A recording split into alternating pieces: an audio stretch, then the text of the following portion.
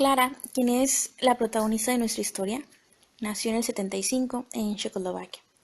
Fue una niña desadaptada cuyos frecuentes arranques místicos la hacían compararse con Juana de Arco y que siempre repetía que estaba destinada a cumplir una misión designada por Dios. Su hermana menor, Caterina, presentaba una personalidad semejante.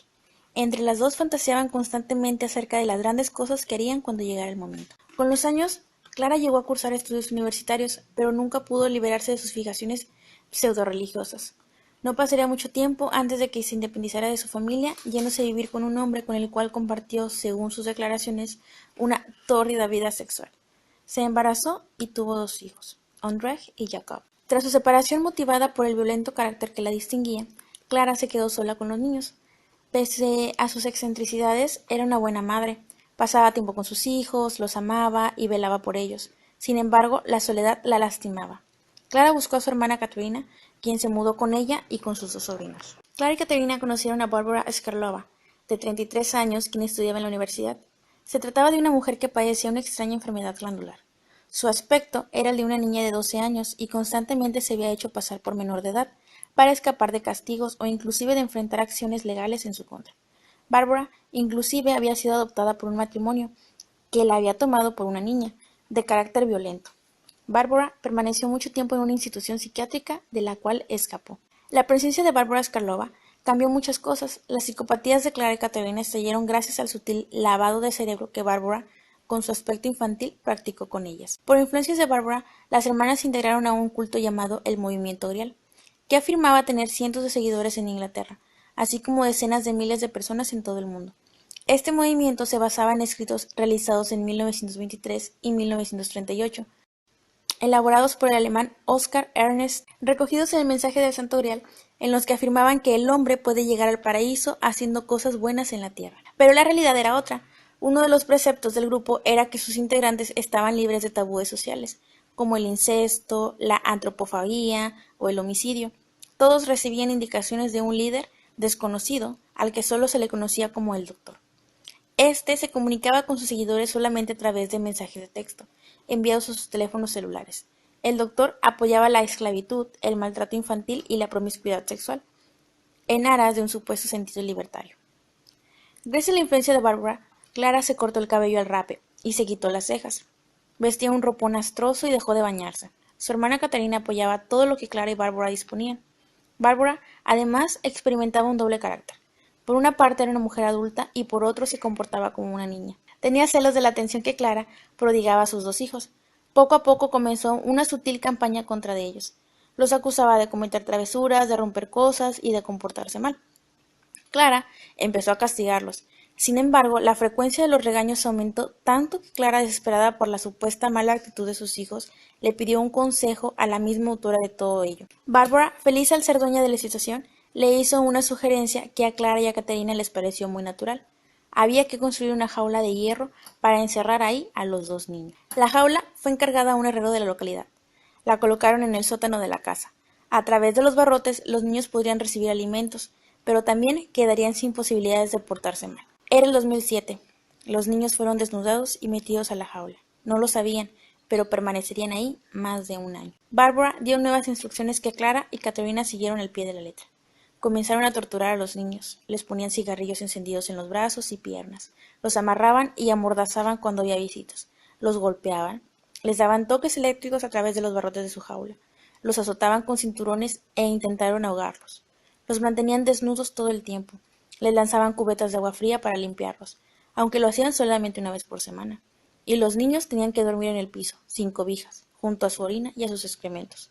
A veces no les daban de comer, y si lloraban, los golpeaban a través de los barrotes. Un día, Barbara tuvo una idea novedosa. Comenzaron a darle de comer a los niños abundantemente. Subieron de peso. Entonces, Clara tomó un cuchillo afilado. Fue a la jaula y le pidió a Ondrej que sacara una pierna. Una vez que lo hizo, Caterina y Barbara sujetaron la extremidad mientras Clara con el cuchillo le arrancaba trozos de carne a su hijo. El niño gritaba de dolor y de terror. Su hermano hacía otro tanto. Una vez que le quitó varios trozos, las 3 los comieron delante de él, burlándose de los gritos del niño. Su otro hijo, Jacob, permaneció en vilo un mes. Sabía que tarde o temprano a él le ocurriría lo mismo que a su hermano. Y así fue. La siguiente ocasión le tocó a él. Su madre le arrancó pedazos de un brazo. A partir de ese momento, cada mes el sangriento ritual tenía lugar. Las mujeres bajaban, Clara le arrancaba pedazos de carne a uno de los niños y luego las tres los devoraban ahí mismo. Barbara tuvo una idea para controlar más a los niños, una idea que sería su perdición. Katerina compró en una tienda de aparatos electrónicos una cámara de vigilancia inalámbrica, de las utilizadas para supervisar a los bebés. La instaló en el sótano, a través de ella podían observar lo que los niños hacían.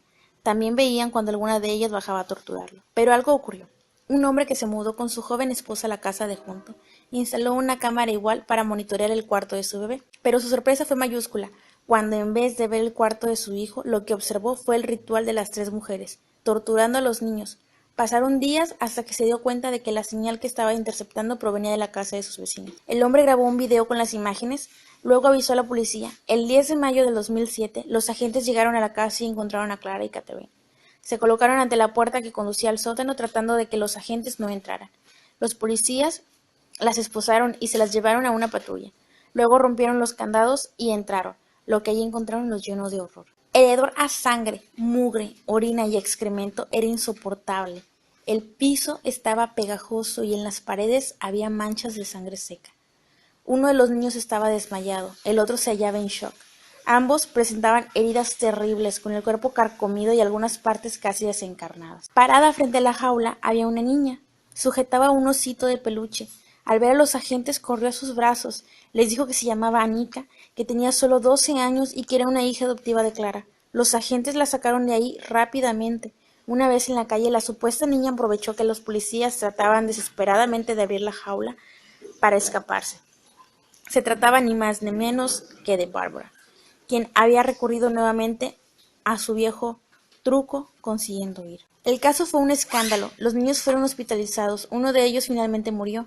El otro pudo declarar en el juicio contra su madre y su tía, narrando los horrores vividos en aquel sótano durante un año. Las dos mujeres responsabilizaron a Barbara, pero aunque la policía emitió órdenes de captura, no la localizaron. Barbara escapó a Noruega, donde asumió otra falsa identidad. Decía llamarse Adam y tener 13 años. Un matrimonio noruego la adoptó. La inscribieron en la escuela primaria. Pasó casi un año para que la policía la ubicara. Fue arrestada en Noruega, ante la mirada atónita de sus padres adoptivos, que no comprendían por qué una niña era capturada como una criminal. Cuando les dijeron que no era una niña de 13 años, sino una mujer de 36, el shock fue mayúsculo. Barbara fue extraditada a la República Checa, donde fue juzgada junto a Clara y Katerina. Su vida y su extraña personalidad inspirarían una película de terror llamada La huérfana, que se centra en la capacidad de la protagonista para engañar a la gente haciéndose pasar por menor de edad y en sus ataques psicopáticos. Mientras tanto, Clara declaró en el juicio: ocurrieron cosas terribles, ahora me doy cuenta y no puedo entender cómo dejé que pasaran.